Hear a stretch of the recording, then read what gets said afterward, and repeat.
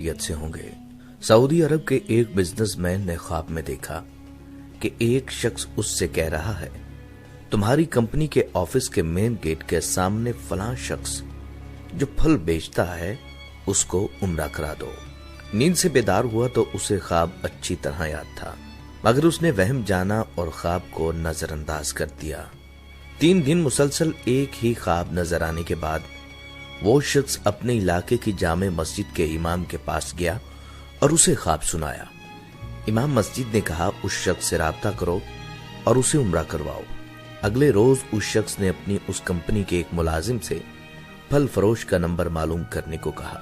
Businessman ने phone पर उस फल फरोश से राब्ता किया और कहा कि मुझे ख्वाब में कहा गया है कि मैं तुम्हें उम्रा करवाऊं, लिहाजा मैं इस नेक काम की तकमील करना चाहता हूं। फल फरोश जोर से हंसा और कहने लगा, क्या बात करते हो भाई, मैंने तो मुद्दत हुई कभी फर्ज नमाज अदा नहीं की और बाज़ औक़ात शराब भी पीता हूं। तुम कहते हो कि तुम मुझे उम्रा करवाना चाहते हो।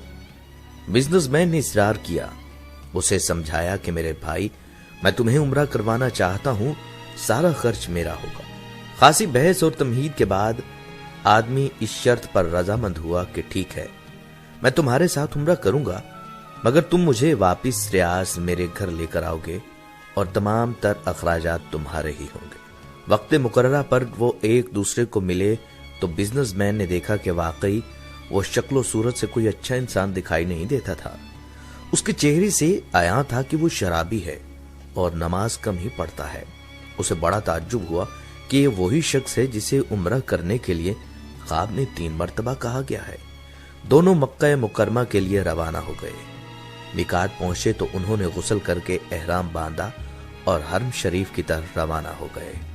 उन्होंने बैतुल्लाह का तवाफ किया, मकाम इब्राहिम पर नमाज अदा की, सफा और मरवा के दरमियान सही की, अपने सिरों को मुंडवाया और इसी तरह उम्रा मुकम्मल हो गया। अब उन्होंने वापसी की तैयारी शुरू कर दी। हरम से निकलने लगे तो फल फरोश बिजनेसमैन से मुखातिब हुआ और कहने लगा, दोस्त, हरम छोड़ने से पहले मैं 2 रकत नफल अदा करना चाहता हूं, न जाने दोबारा उम्रा की तौफीक होती भी है या नहीं। उसे क्या एतराज होता। उसने कहा, नफल पढ़ो, बड़े शौक से पढ़ो। उसने उसके सामने नफल अदा करने शुरू कर दिए। जब सजदा में गया तो उसका सजदा तवील से तवील तर होता चला गया। जब काफी देर गुजर गई तो बिजनेसमैन ने उसे हिलाया। जब कोई हरकत नहीं हुई तो इस पर इंकिशाफ हुआ कि फल फरोश की रूह हालत सजदा ही में परवाज कर चुकी है। फल फरोश की मौत पर उसे बड़ा रश्क आया और वो रो पड़ा कि ये हुस्न खात्मा है, ऐसी मौत तो हर किसी को नसीब हो। वो अपने आप से ही ये बातें कर रहा था। उस खुशकिस्मत इंसान को गुस्ल दिया गया और एहराम पहनाकर हरम ही में उसकी नमाज जनाजा अदा कर दी गई। हजारों फर्जंदान इस्लाम ने उसकी नमाज जनाजा पढ़ाई और उसकी मागफिरत की दुआ की। इस दौरान उसकी वफात की तला रियाज उसके घर वालों को दी जा चुकी थी। बिजनेसमैन ने अपने वादे के मुताबिक उसकी मैयत को रियाज पहुंचा दिया, जहां उसे दफन कर दिया गया। बिजनेसमैन ने फल फरोश की बेवा से ताज़ियत करने के बाद कहा, मैं जानना चाहता हूं कि तुम्हारे शोहर की ऐसी कौन सी आदत या नेकी थी कि इसका अंजाम इस कदर उम्दा और इसे हरम में सजदा की हालत में मौत आई। बेवा ने कहा, भाई, मेरा खाविंद कोई नेकोकार आदमी तो नहीं था। इसने तो लंबी मुद्दत से नमाज रोजा भी छोड़ रखा था। मैं इसकी कोई खास खूबी बयान तो नहीं कर सकती, हाँ, मगर इसकी एक आदत जरूर थी। वो हमसाए में गरीब बेवा अपने छोटे छोटे बच्चों के साथ रहती है। मेरा शोहर रोजाना बाजार जाता तो जो चीज अपने बच्चों के खाने के लिए लाता वो उस बेवा और उसके यतीम बच्चों के लिए भी ले आता और उसके दरवाजे पर रखकर उसे आवाज दे देता कि ऐ बहन, मैंने खाना बाहर रख दिया है, इसे उठा लो। ये बेवा औरत खाना उठाती और आसमान की जानिब सर उठाकर देखती और कहती, ऐ अल्लाह रब्बुल इज्जत, आज फिर इस शख्स ने मेरे भूखे बच्चों को खाना खिलाया। ऐ अल्लाह रब्बुल इज्जत, इसका खात्मा ईमान पर फरमा। नाज़रीन, इस जिंदगी में हर शख्स अपने फायदे के लिए तगदो करता है, अपने मामलात संवारने और जराए माश के लिए कोशिश करता है। इनमें से कुछ तो ऐसे होते हैं जो दीन और दुनिया दोनों को संवारते हैं। ये वो लोग हैं जिन्हें अल्लाह ताला ने दुनिया में खैर से नवाजा और आखिरत में भी उनके लिए खैर भलाई है। اور انہیں آگ کے عذاب سے بھی تحفظ دیا۔ جبکہ کچھ لوگ ایسے ہیں جو دنیا کے لیے دوڑ دھوپ کرتے ہیں لیکن آخرت کو بھول جاتے ہیں۔ یہ وہ لوگ ہیں جو گل چھرے اڑاتے ہیں اور ڈنگروں کی طرح کھاتے ہیں، ان کا ٹھکانہ آگ ہے۔ موت اس دھرتی پر تمام مخلوقات کا آخری انجام ہے۔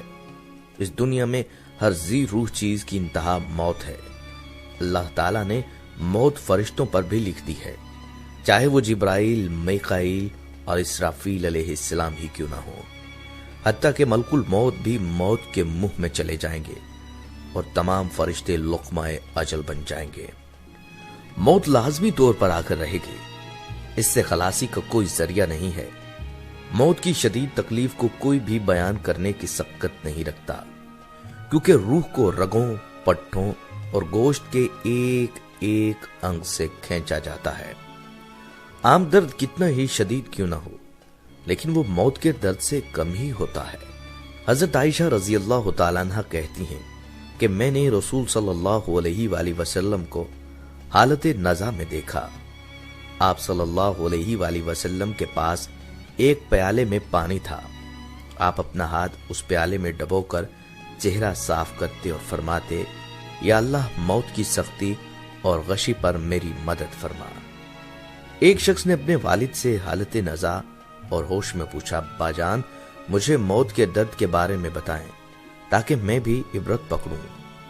تو والد نے کہا، بیٹا ایسے محسوس ہو رہا ہے ایک مڑی ہوئی کنڈی میرے پیٹ میں گھمائی جا رہی ہے اور میں سوئی کے ناکے میں سانس لے رہا ہوں۔ ایک اور قریب المرگ شخص سے کہا گیا کہ کیسا محسوس ہو رہا ہے؟ اس نے کہا، مجھے لگ رہا ہے میرے پیٹ میں خنجر چلائے جا رہے ہیں۔ ایک شخص سے موت کی ہولناکی کے بارے میں پوچھا گیا تو اس نے کہا، ایسا لگتا ہے کہ میرے پیٹ میں آگ بھڑکائی جا رہی ہو۔ جو شخص ہمیشہ موت کو یاد رکھے تو اس کا دل نرم رہتا ہے، اس کے اعمال اور احوال اچھے ہوتے ہیں، وہ گناہ کرنے کی جرت نہیں کرتا، فرائض کی ادائیگی میں کوتاہی نہیں برتتا اور نہ ہی دنیا کی رنگینیاں اسے دھوکے میں ڈالتی ہیں۔ وہ ہمیشہ اپنے پروردگار سے ملنے کا شوق رکھتا ہے اور جنت میں جانے کا سوچتا ہے۔ لیکن جو شخص موت کو بھول جائے، دنیا میں مگن ہو، بدعملی میں مبتلا ہو، خواہشات کا انبار ذہن میں ہو، تو ایسے شخص کے لیے موت سب سے بڑی نصیحت ہے۔ حضرت ابو ہریرہ رضی اللہ تعالیٰ عنہ کہتے ہیں کہ رسول صلی اللہ علیہ وآلہ وسلم نے فرمایا، لذتوں کو پاش کر دینے والی موت کو کثرت سے یاد کیا کرو۔ اس حدیث کا مطلب یہ ہے کہ موت لذتوں کو ختم اور زائل کرنے والی ہے۔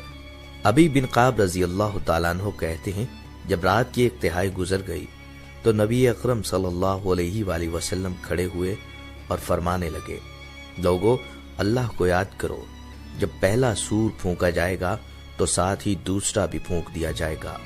موت کے ساتھ ہی تمام سختیاں شروع ہو جاتی ہیں۔ موت کے وقت خاتمہ بالخیر کا سب سے بڑا ذریعہ یہ ہے کہ ہمیشہ خاتمہ بالخیر کی دعا کریں، کیونکہ فرمان باری تعالیٰ ہے، تم مجھے پکارو میں تمہاری دعاؤں کو قبول کروں گا۔ بے شک جو لوگ میری عبادت سے روگردانی کرتے ہیں وہ عنقریب جہنم میں رسوا ہو کر داخل ہوں گے۔ دعا ہر قسم کی خیر کا سرچشمہ ہے۔ چنانچہ نعمان بن بشیر رضی اللہ تعالیٰ عنہ کہتے ہیں کہ رسول صلی اللہ علیہ وآلہ وسلم نے فرمایا، دعا عبادت ہے۔ ایک حدیث میں ہے کہ جو شخص کثرت کے ساتھ یہ کہتا ہے کہ یا اللہ تمام معاملات کا انجام ہمارے لیے بہتر فرما اور ہمیں دنیا کی رسوائی اور اخروی عذاب سے پناہ عطا فرما، تو وہ آزمائش میں پڑنے سے پہلے اس دنیا سے رخصت ہو جاتا ہے۔ اور موت کے وقت برے انجام کے اسباب میں یہ شامل ہے کہ حقوق اللہ اور حقوق العباد پامال کیے جائیں، کبیرہ گناہوں پر انسان مصر رہے، اللہ تعالیٰ کی تعظیم کی بجائے تحقیر کرے، انسان دنیا میں مگن ہو کر آخرت کو بالکل بھول جائے۔ دعا ہے اللہ تعالیٰ ہمیں بھی خاتمہ بالخیر عطا فرمائے اور نیک اعمال کرنے کی توفیق عطا فرمائے، آمین۔ السلام علیکم ورحمۃ اللہ وبرکاتہ۔